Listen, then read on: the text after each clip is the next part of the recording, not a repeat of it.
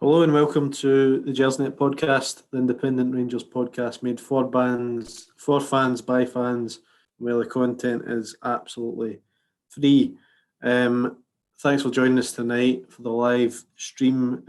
Obviously, if you want to stream or download it after the live broadcast, it's available on Acast, iTunes, YouTube, Castbox, Stitcher, and Spotify.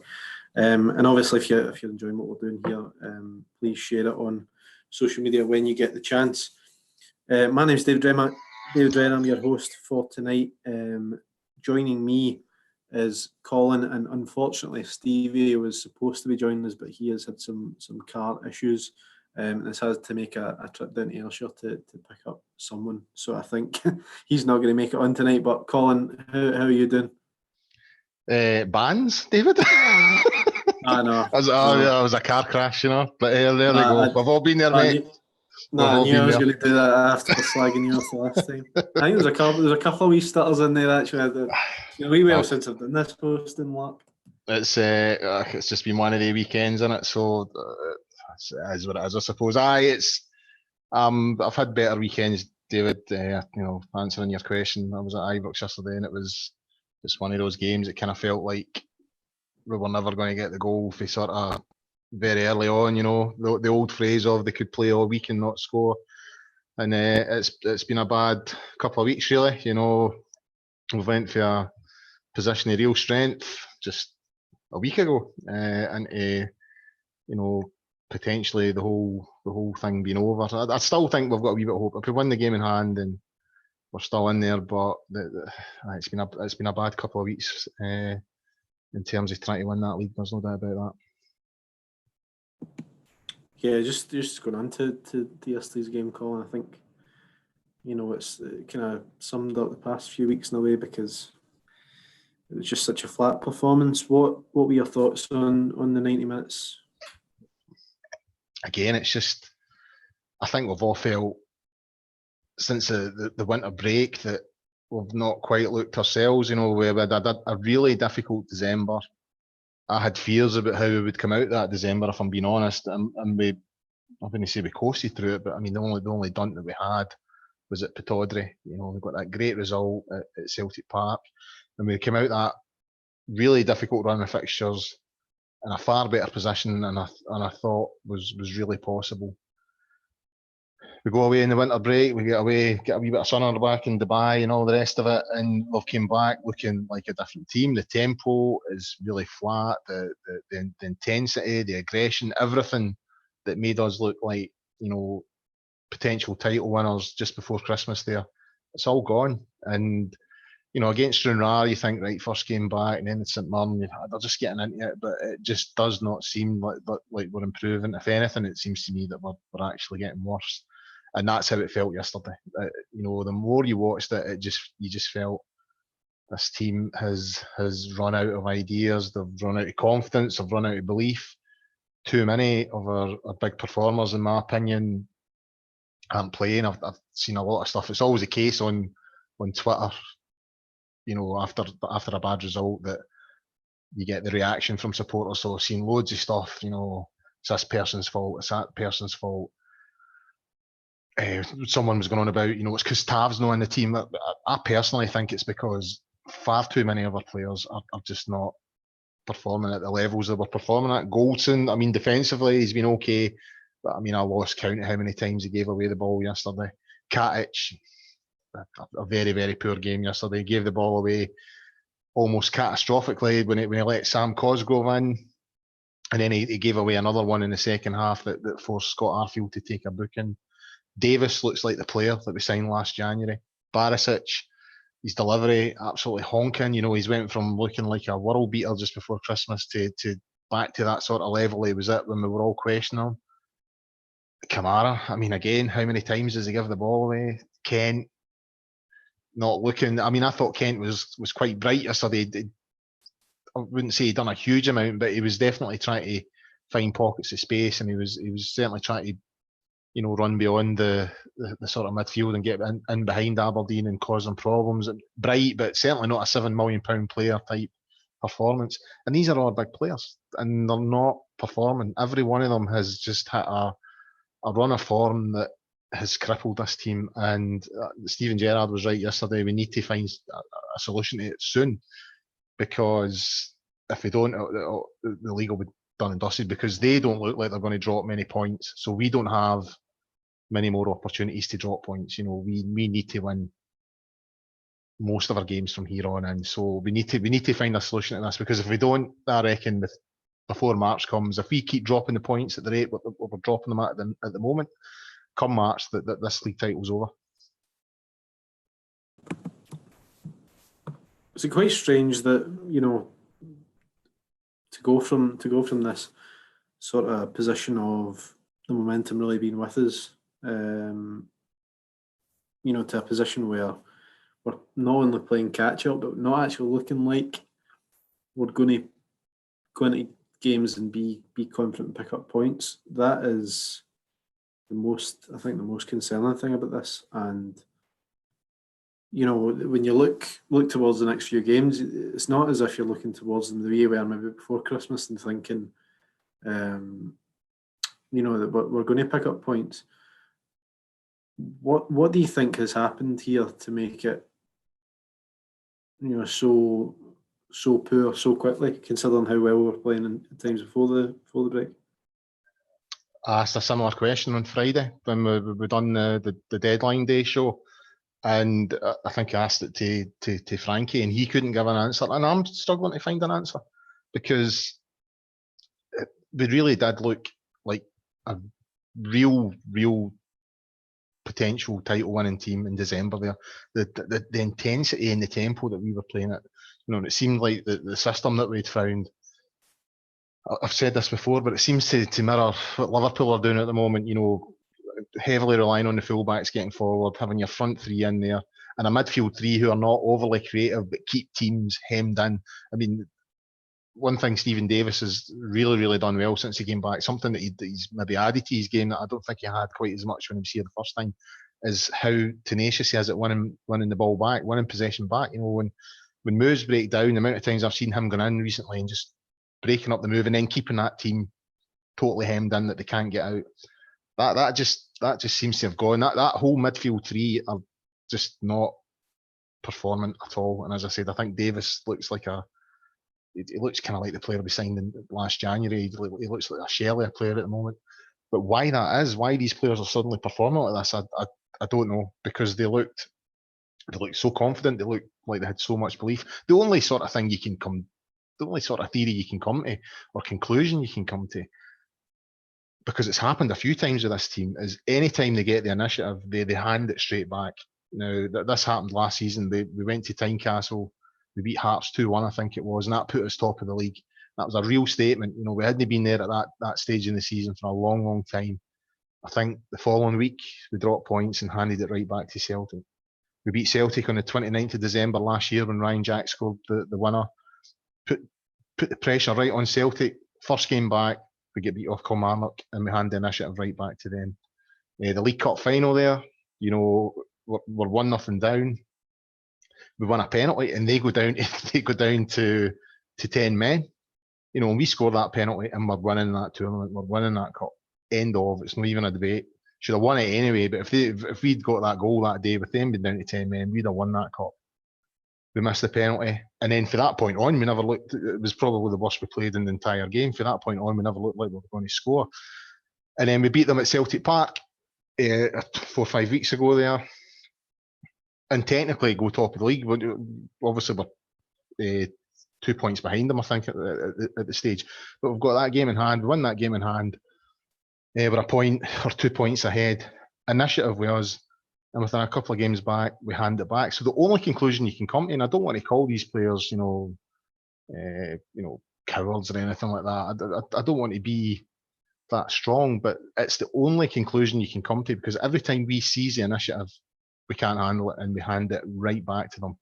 And since we've been in the driving seat, because we were in the driving seat when we left Celtic Park a few weeks ago, we have looked a shadow of the team that we were when we were chasing that initiative. When we were chasing Celtic and had to win games to get in front of them, we looked a far better team. The minute we become the team being chased. We look at different teams, so the only conclusion you can come to is that it's down to the mentality of the players, and maybe they can't handle the pressure of a title fight.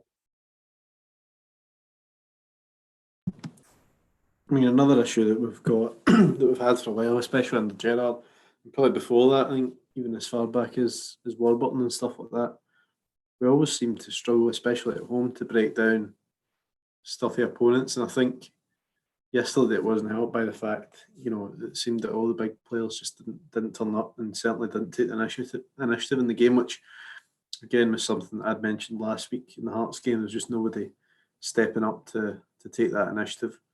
And we seem to continue to struggle in these games where teams come and sit in, and Derek McInnes a lot of things, but he can certainly set a team up, which he did. And by all accounts, Aberdeen had chanced their own. McGregor had to make saves, but that again is probably due to us not being able to set the team up in the right way to combat a deep lying team. Hibs will present another challenge on Wednesday, but how concerning is it from a Rangers point of view that we continue to fail in breaking these teams down? Well, I think yesterday, Steven Gerrard has to take some of the responsibility. I think the majority of it lies on the players because they're just not performing, and it's the old adage of a manager can prepare a team the best they can, but once they're over that white line, it's up to the guys in the jersey to carry out the plans, and they're not doing it. However, there's undoubtedly evidence, that we're falling down the same traps time and time again against the same teams. Now, we've dropped 5 points against Hearts this season at Tynecastle. Last season we couldn't beat Aberdeen. Last season we couldn't beat Hibs. So it's the same teams time and time again. We scudded Aberdeen earlier on this season at Ibrox 5-0. We should have scudded them up at Pittodrie, but we had a wee wobble in the last half hour or so, and they've got a couple of goals and sort of stole a draw. But yesterday, it felt very similar to the sort of games last season when Aberdeen looked fairly confident in terms of you're only going to break us down. So you kind of have to start looking at Gerrard and saying, right, okay, why are you falling down the same trap holes all the time? Why are these teams consistently able to, to either beat us or take 2 points off us? And again, I really can't find an answer. But one thing I will say, if we're going to struggle in fixtures like Aberdeen at Pittodrie, Hibs at Easter Road, Hearts at Tynecastle, we're going to have another one of those tricky fixtures next season because it looks like Dundee United are going to come up. So that's another team that we've got a kind of rivalry with that don't like us very much. So instead of a Hamilton or a St Mirren or something like that, two teams that we usually confidently and fairly easily beat, we're going to have Dundee United in two trips to Tannadice. So this team needs to learn, and they need to learn fast how to deal with these fixtures because that is part and parcel of winning titles and winning cups. These are the games that define teams, and Celtic go to these grounds and sometimes they struggle. I've never seen the game today, but by all accounts Hamilton were a wee bit unlucky and Celtic should have had a man sent off and all the rest of it.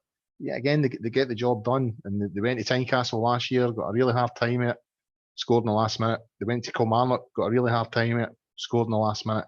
So they know how to negotiate these tricky fixtures, and they always get through them. We don't, and I love Stevie G, and I think he's the best man for the job, but he needs to find a way around this because you don't win leagues by going to these grounds and dropping points at the rate that we're doing. And you don't win leagues by seizing the initiative and then a week later, peeing the bed, so to speak, and then handing it right back to the... Gerrard summed it up himself last week. He said, Celtic have been waiting for us to blink and we've blinked. Well, we've blinked again yesterday. You know what I mean?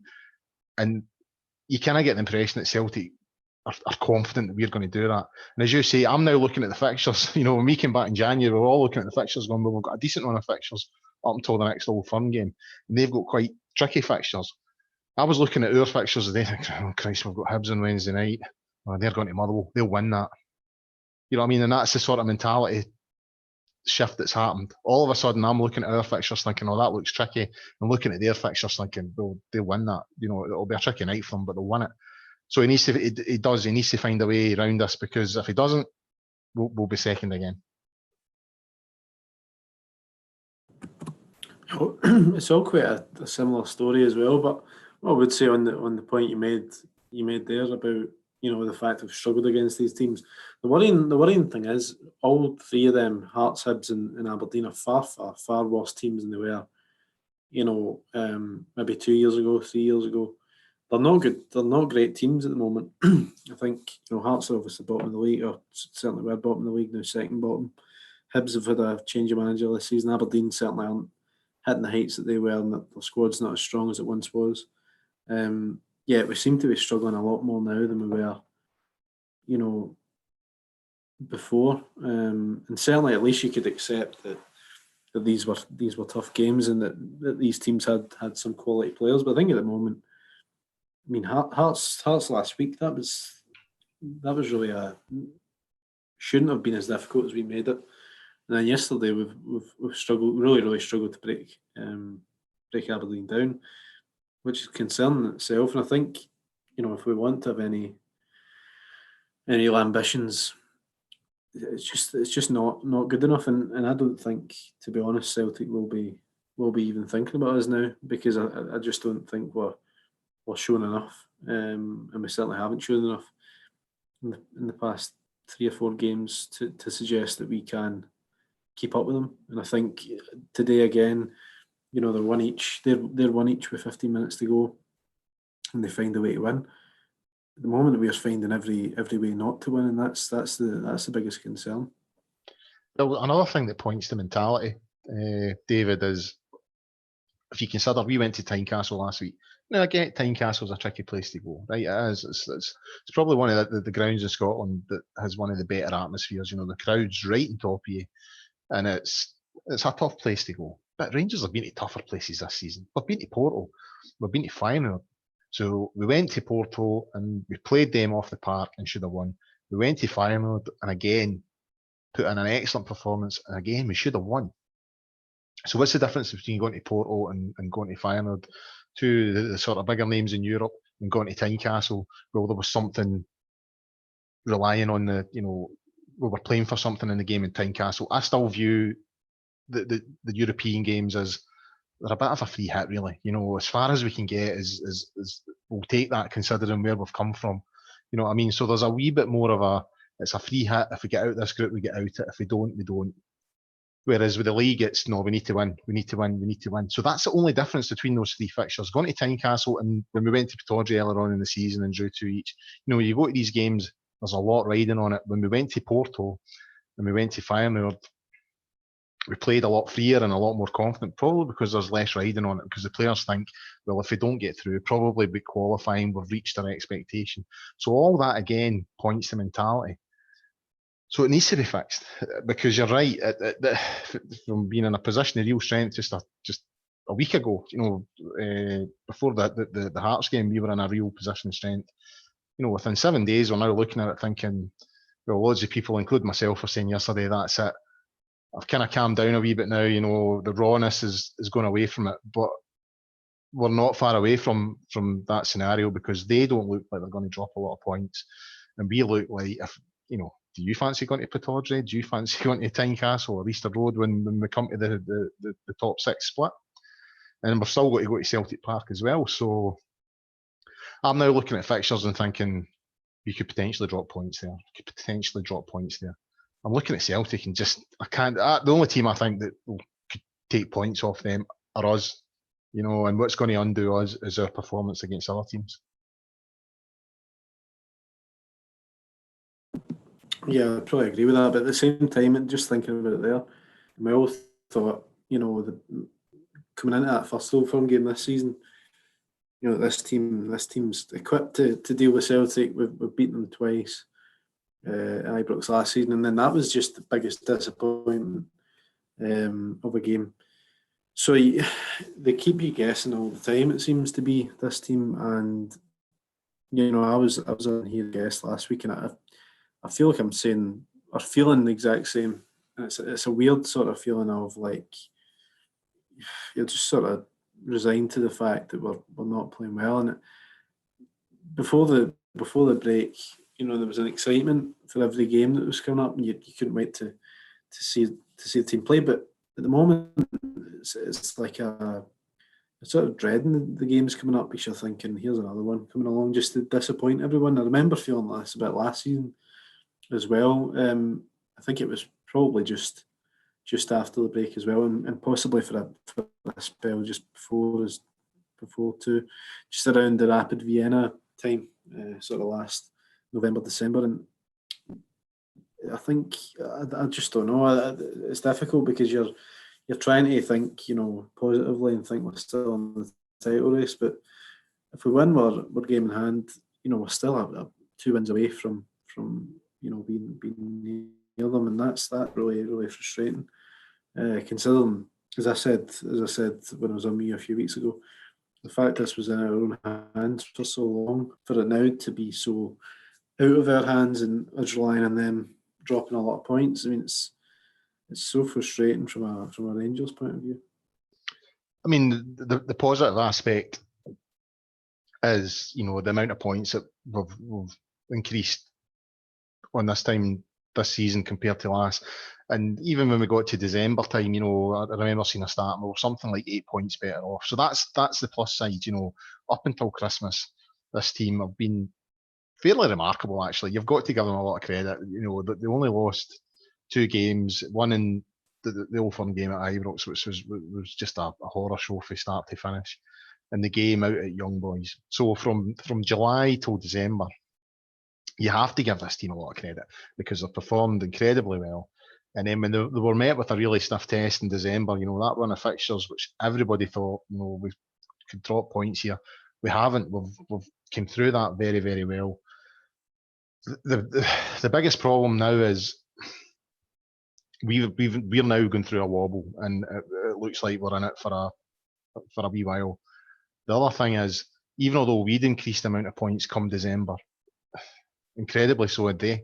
If Celtic were on the same amount of points this season as they were last, we'd have been top of the point by a considerable distance at Christmas. But the fact is, they've upped their game as well. They are consistently winning and consistently, beating teams comfortably or just finding a way to win. And another thing that's sort of creeping up is the goal difference. I think it's up about 6 or 7 now. So that's starting to creep up, which is another point in itself. So there's positives and negatives. I don't think we can be too hard on the team because they performed so well in that first half of the season. But it just feels like to go through all that, to then start to chuck it away now, it just feels, as you say, it feels really frustrating. I don't know what the answer is. And I think it points to mentality, and Gerrard needs to find a way. One thing I will say, I mean, I said earlier on that Stevie G needs to take a wee bit of responsibility for yesterday. I mean, his use of subs yesterday I found baffling. He's freshened up the squad. We've brought in Haji and the boy for Hibs, and you're thinking with 60 minutes, you think, right, freshen it up a wee bit. There's no evidence, as far as I can see, to suggest that bringing on Ojo is going to get us a goal. I mean, I'm not trying to slaughter the boy, but I don't think he's got what it takes to play for Rangers, let alone Liverpool. And to me, he strikes me as the type of player that you would maybe give game time in against Hamilton at Ibrox, or a game where you're fairly confident you're going to get the points. With a half hour to go in a crucial game where we need to get the points, I just didn't see Ojo, and I don't know why he brought him on. And this is stuff that it needs to be fixed, because every point's a prisoner now. Because they are so consistent, and we're starting to wobble that we can't afford too many more days like this. I would say one more would probably be fatal. 2 more certainly fatal. If we don't start getting on the winning track again shortly, then it's over for another season, I think. I think on a slightly more positive note, the way you look at the way the points are now, 7 points, we've got game in hand. If we win that, 4 points. So be relying on them, dropping dropping to then put it in our hands in terms of the Old Firm games. And it's probably not quite as, I think we've still got 13 games to go.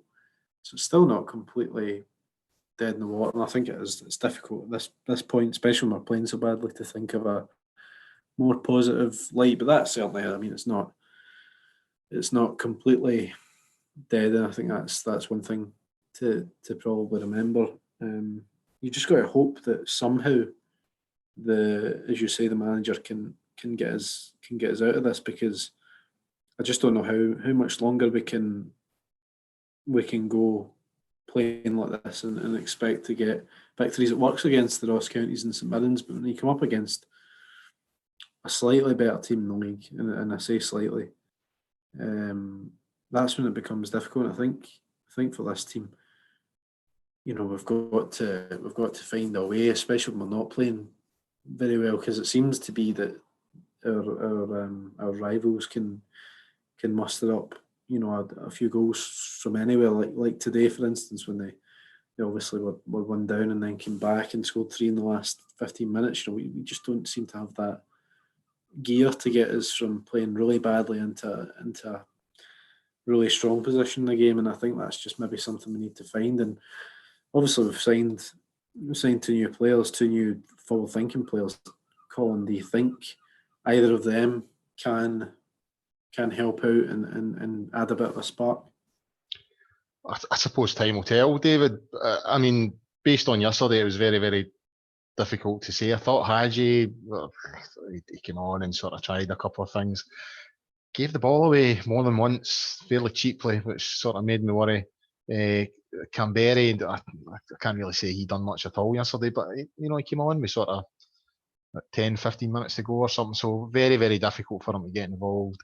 We do. It looks like we do need something, and that's something I didn't think I would be saying, so soon after winning that game at Celtic Park a few weeks back. I thought we looked in a very, very strong position there, but now all of a sudden you're thinking, you take Ryan Jack out of the team, you take Tav out of the team, and all of a sudden the other boys don't step up, and all of a sudden we've got a problem. You know what I mean? So hopefully those two, if anything else, it gives you competition for places, which I think Gerrard has always sort of wanted.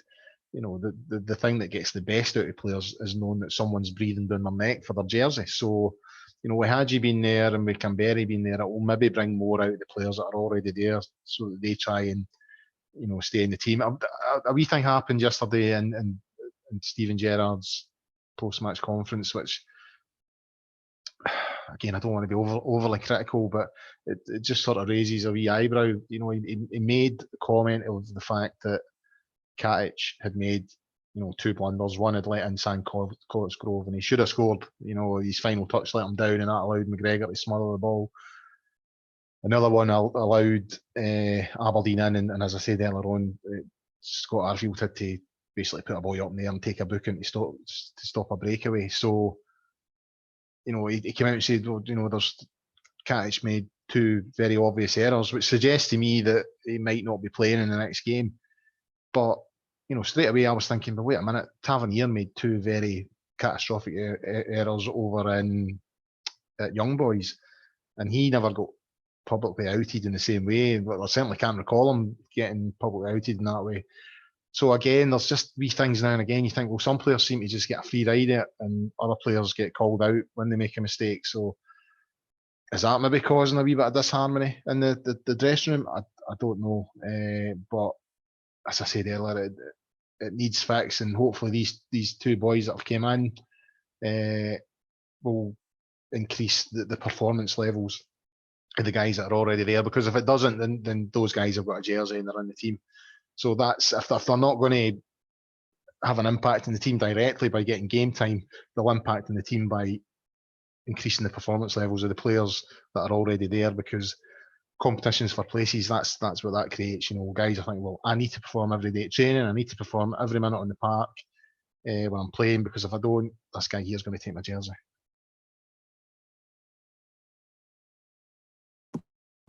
I think we have to freshen up the team tactically as well, because obviously last season Gerrard did that with Arfin sort of in a wide role, and it seemed to freshen things up until the end of the season. But also, that goes a lot. Goes about quite a lot about changing tactics and things like that. In your opinion, is that artificial sort of chat to say it's that easy just to change a system or change formation? I think there was a wee bit of chat on the WhatsApp group last night, wasn't there, about the system, and I think Frankie was saying he felt it was time to change it. Again, it comes down to boys saying because Tav's not there and because Ryan Jack's not there. I think you can only say that you miss these players when you play well and don't quite go over the line. That's when you say, right, if that guy had been there, he'd have given us that extra 10-15% and we'd have got over the line. When you're not playing well, I don't think you can blame players not being there. And it's the same, in my opinion, when it comes to the system. I don't think you can look at the system when 8 or 9 of your top performers aren't performing. To me, you have to look at the players and say, well, I'm giving them instructions. I'm asking them to carry out a job and they're not doing it. They're just not performing at the same level they were at before the break. And we've spoken about this before. This is a consistent thing. Even at international breaks, when we come back, it seems to take us an age to get up and running again. So I don't know if it's quite time to change the system. I think the system that we have has been working really, really well. And teams, if we play at the right intensity and the right tempo, teams can't live with it. So I think the system isn't working at the moment because the players aren't performing. I think we are where we are because the performance levels have dipped dramatically. Why that is, as I said earlier on, I don't know. I suspect it's got something to do with mentality. I just think some of these players, when an expectation gets placed upon them, it's maybe too much for them. But I wouldn't be advocating a huge change of the system at the moment because I think it was working well. If I was Gerrard at the moment, I would be asking my players, what's going on? Why are you not playing at the levels that you're capable of playing? And it's not just like one or two, it is practically the whole team. They are all underperforming to a huge level. So I would like to see the performance levels increase before we start thinking about, well, the system's not working. Once the players are playing well and we still can't break teams down and we're still dropping points, then we maybe need to look at the system.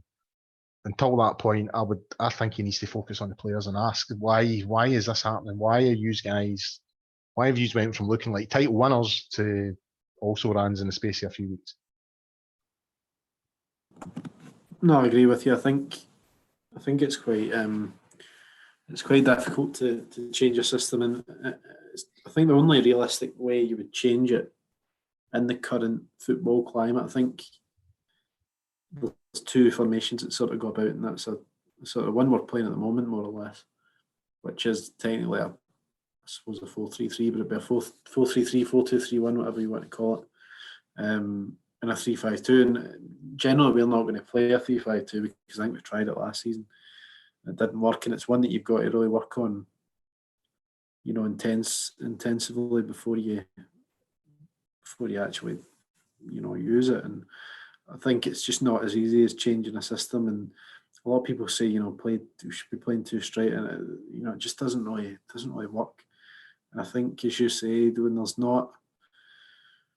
a lack of players showing up and performing, it's just I think that's why it's so hard to put any words, the way we're all feeling at the moment, because there's just really we can't do anything about it. The manager is limited in what he can do for players that are just not performing on the pitch, and that's the biggest worry. I think that they're clearly going out there and just aren't able to replicate what they were doing earlier in the season. And whether that's an intensity thing, whether that's a fitness thing, or just an overall mentality, I don't know, but it must be frustrating. I'm sure Gerrard's frustrated as well, because there's very little he can do once they go over that white line.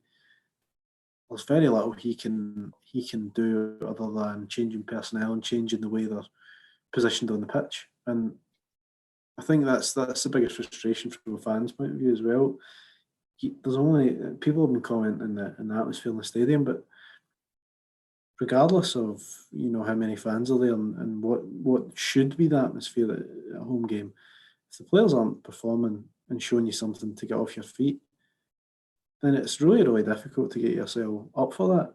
even stuff like this, podcasts about the way the team are playing. It's really difficult to be enthusiastic and happy about it when the players aren't really giving you, anything to be enthusiastic about. And I think that's the biggest issue. Would you agree with that assessment? I think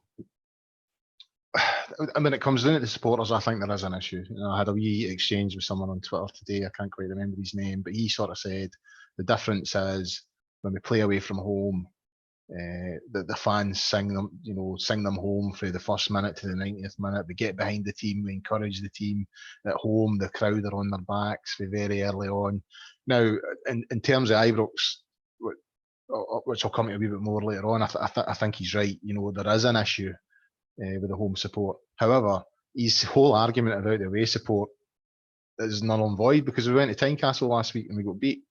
You know what I mean? So I do think it's more to do with the players and their performance levels at the moment. That said, I think as a support, we need to really have a look at ourselves, especially at Ibrox, because we talk about players not being able to handle the pressure and not having a winning mentality. We may be adding to that. You know what I mean? As a support, if after 10, 15 minutes we're not 1 or 2-0 up, and somebody makes a mistake and the crowd start turning on them, as a human being, you know what I mean? It would take a very, very strong character for that not to affect your performance. Now, I get what you're saying, and you're right. These guys are professional football players. They should be able to block most of it out. But it must, if you're coming out week in, week out, as I mentioned on the pod on Friday night there, at the game last Wednesday there against Ross County, 41 seconds into the game before the guy next to me started having a go at the team. Now that is just, it's just ridiculous on every level. You know what I mean? There's not a player worked up a bead of sweat and he's saying, "Oh, come on, Rangers, get your finger out." Right, so I get that the players have to perform at a higher level. I get that they have to accept it with a big club and that there's demands there and expectations there. But as a support, I think we could help them get through that. I mean, you walk through that front door at Ibrox, right? There was a wee period when we were in the lower divisions when I was really sort of questioning Rangers and if there would ever be anything again, and really feeling quite down about the club. And then me and the boy booked a tour. And see the minute I walked through that front door, and you go into the marble stairway and you go up into the trophy room, everything about the club just hits you. The history, the tradition, just how we are so lucky to support that club. It is one of the best clubs in the world. And you see that when you walk through that front door. You go into the blue room, you go into the trophy room, you walk up that marble stairway and you have a wee look at the ground, from a different perspective, not just from where you sit on a Saturday. And that really lifted me, even although we're in the second division or something like that. That really lifted me. I thought, no, you know what? I support an absolutely fantastic club. The players get to see that all the time. The names are on the wall, the faces are on the wall. When you walk down that hallway now to go to the dressing room, all the sort of famous victories are on the wall. They know they're at a big club. They know the expectation because it's everywhere they look. They don't need us getting on their backs when they're not living up to those expectations, because there's only very few can sort of deal with that. I think there's been a lot of players at Rangers who technically had the ability to make it, but in terms of the mentality and the sort of mental strength, just couldn't cope. You know what I mean? They just couldn't cope with the expectations and the demands and fans getting on their back the minute they made 2 bad passes. You know what I mean? And somebody that you'll know from your previous job, David, someone like Kurt Broadfoot, who, he's a good pro and he's a decent enough player. But if you'd have asked me, that he was a Rangers player before he signed for Rangers, I'd have said no. I've gone on with admiration for Kurt Broadfoot because he made the best with what he's got, but what he did have was the mentality to play for Rangers. Nothing fazed him. It didn't bother him. You know what I mean? He just got in and got on about it. Fans getting on his back didn't bother him. And you could see that Walter Smith trusted him, because anytime we played Celtic and we were up against Aidan McGeady, Broadfoot was selected more times than not. You know what I mean? So Walter Smith trusted that guy, even although he was someone you would consider a player of limited ability. He trusted that guy because he just had that ability to deal with playing for Rangers. And I admire that and I respect that, but I do think we could do a bit more in terms of supporting players and getting behind them when things are not quite going our way. I think you would see that some other players that are maybe touch and go, I don't know if he's quite a Rangers player, would maybe actually come out themselves a bit, and you would see a bit more from him. So it's been a bugbear of mine for a while. And this thing, supporters leaving in like 79, 80 minutes, that does man not in. That absolutely does man not in. And it needs called out for what it is. You know what I mean? Folk don't go to the pictures and leave 10 minutes before the end.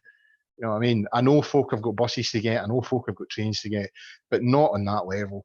Absolutely not on that level. And another thing they do when they're leaving is that they're standing on the stairways blocking people, you know, their view of the game when they're the supporters that are staying to shout the team on. So that needs to be addressed, in my opinion, as well. We're a great support. You know, we turn up in huge numbers, but we're not perfect. And I think we could be a wee bit more encouraging at times, rather than just the minute it starts going a wee bit pear-shaped, getting in about them and turning on them. You know, support them, encourage them. And then after the game, you can say, well, you know what, that was terrible and that's not good enough and blah, blah, blah. But during the game, get behind them, support them, help them over the line, surely, no?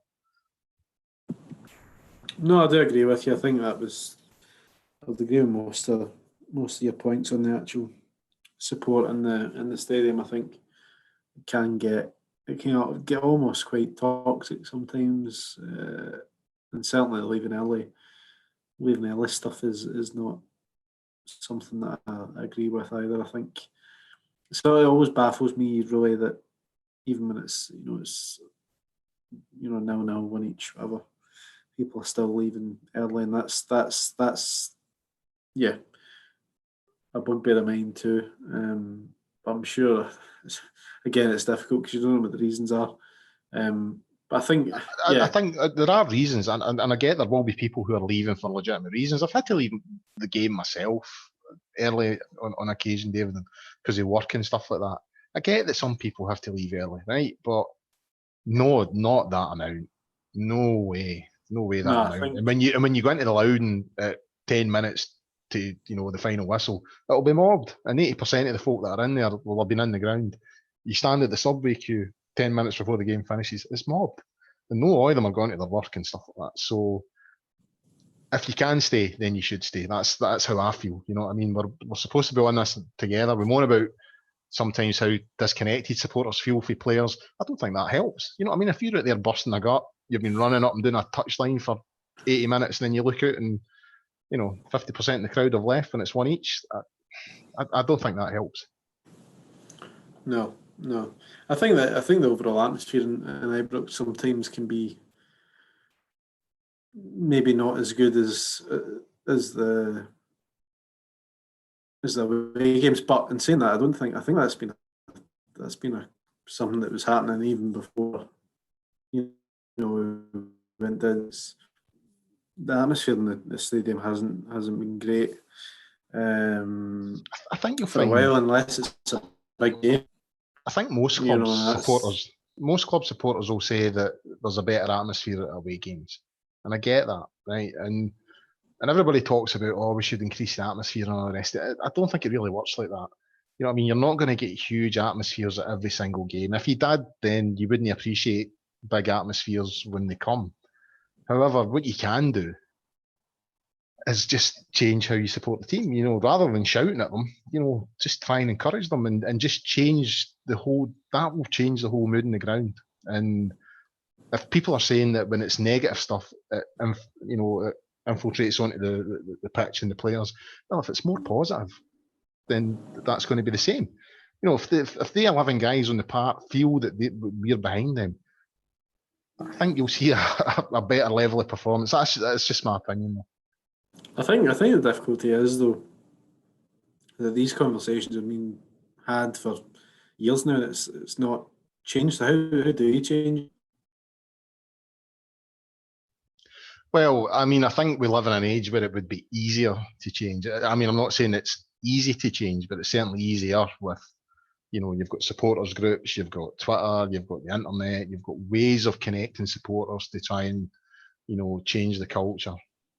But even then, it's still really difficult because folk are in their habits of old and they'll not change. I think when you look at what's happened at Liverpool. You know, Klopp made a big thing not long after he arrived. He made a comment about that he felt quite lonely. 75 minutes on the clock when he was looking around and all the fans were streaming out the pitch. And then a couple of weeks later, I think they got a draw against Crystal Palace or something like that. And he'd made a big thing about it. He'd come out and said, you know, we decide when it's time to go home. You know, you shouldn't be going home at 75 minutes because it's, you know, 1-0 to the opposition and you think the game's done. We decide when the game's done. We give it everything we've done, and then when the game's done, that's when we know we've either won or lost. And the next game, the supporters sort of stayed. They took it on board and stayed, and he'd done a sort of semi-lap of honour, which he got a lot of criticism for at the time. You know, they were all ridiculing him because they were going up to the Kop and thanking the supporters after a 2-each draw or something against Crystal Palace. But when you look back on it now, and you look back in the journey that they've went on since, and you look at how positive that stadium is now, there's a real connection between that manager, that team, and that crowd. They are all in it together. So it is possible, you know, because there's a living, breathing example of how it's possible right now, down there. But I think we're a bit doorer, as I think Scots in general are a bit doorer, and I think Rangers supporters in particular can be a bit of a dry bunch. So it's probably a wee bit more difficult with us as a support. I mean, we turn up like the big European games and that. The atmosphere at Ibrox is outstanding. It's just some of the league games, you know, I think just too many sit there and go, right, win, just win, and then I'll go home happy. You know what I mean? And it doesn't really work like that. And I've probably learned a wee bit more about this watching, you know, my boy play football. You know, you go there every week and you learn about, you know, encouraging them in a positive way and instead of moaning and all the rest of it. So when I see the effect that has at that level of football, that's still the same at higher level, even though they're adults and all the rest of it. They would still rather the support that was there was encouraging them rather than giving them a hard time. How you do it is a bigger thing, but I think it's an easier thing to do now than it was maybe 20, 30 years ago when we were maybe having the same debate. You know, you've got the internet, you've got, you know, Club 1872, you've got the supporters groups that are behind the goal there, the Blue Order and all them.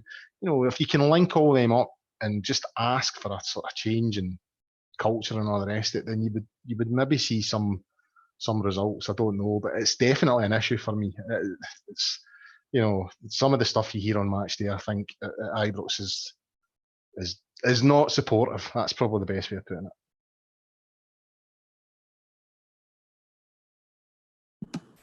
Well, we'll have obviously a game on Wednesday night to make up for Saturday, hopefully. But are you confident going into the match? Because obviously it's not been a great run and we've not been playing very well at home. So what are your thoughts ahead of the game? I mean, right now, I'm probably a wee bit nervous. I mean, I noticed Hibs, they drew 2-each yesterday with St Johnstone. So, I mean, that's two. I mean, St Johnstone are a great side. Hibs are at home. And St Mirren was it St Mum? Sorry, I'm looking at the paper here as well. Sorry, St Mum. Well, it's even worse. You know what I mean? It's St Mirren are probably worse. So they're not two great teams. You know what I mean? So looking at that, we should be confident because even although Hibs have improved a wee bit under, is it Jack Ross? Yes. I think they're still a fair bit off the sort of team they've been in the past. That said, there's a lot of negativity around Rangers at the moment, and I'm sure it'll be another nervy night. You know what I mean? I just think we need to win, and then we need to keep winning until we get that game in hand done and dusted, and hopefully get to, you know, if we get it back to 4 points, we're winning that game in hand, then I think the mood will lift a wee bit. But I think Wednesday night will be nervy. I mean, I think we'll win, but I think it could be a nervy night. I think in many ways these sorts of games have higher expectations, because I think like the likes of Ross County last week and St Mirren the week before, the midweek games, they peopled over the cracks a wee bit. You know, narrow victories over lesser opposition. I think there's more of an expectancy that we'll go out and put on a show against maybe the Hibs and Aberdeens. And obviously that didn't happen on Saturday, so there'll be even more pressure on the team come Wednesday, and you just hope that they'll be able to deal with that, because obviously I can see it being a similar game. I think Hibs will come and settle stall out pretty clearly straight off the bat. But I'm interested to know who would you look to bring in? Who would you change from Saturday's team, and would you look at maybe bringing Tav back in even if he isn't 100%? It all depends on how fit he is, I suppose. I mean, if he's maybe 70, 80%, then you probably would go with him. Although that said, I don't think Pulsar's done much wrong, to be honest. He's just come into a team that isn't performing. So I think he could genuinely feel quite unlucky. I mean, I know he's going to fall out of the team the minute Tav's fit again, but he could feel a wee bit unlucky because he's not getting put out of the team because he's done anything wrong. Hopefully, I mean, I don't know where Ryan Jack is just now, but if he's fit, you would like to see him back. Another game for Morelos, he looked a wee bit rusty yesterday. The ball bounced off him more than once. He just didn't look his sort of usual self. So, in terms of the personnel, I find it difficult because the team that we've been playing was doing the job so well, and it's hard to think, well, what's happened here? Why are we not doing this? One player I think who maybe could drop out the team is Aribo. Just doesn't seem to be doing it at the moment. You could maybe ask Canberra to play that role. I suppose we'll just need to wait and see. I just want the 3 points, David, to be honest with you. If Ryan Jack's fit, get him back in the team. If Tav's fit, get him back in the team. And I think Katic might lose his position as well, going by Gerard's comments yesterday. But we'll just need to wait and see. What would your score prediction be for Wednesday and Colin, just to finish up? Just 2-0. Just win. Just win at all costs. I don't care how it goes in. Just 1-0, 2-0. I don't care. I just think at this particular moment in time, we just need to win and just try and get a bit of belief back into place, and start heading in the direction we were heading just before the winter break there. We shall see. Thanks for joining me tonight, Colin, and thanks to you all for listening. You can obviously catch up with anything else we're doing on the usual channels, and until next week, we will see you again. Cheers.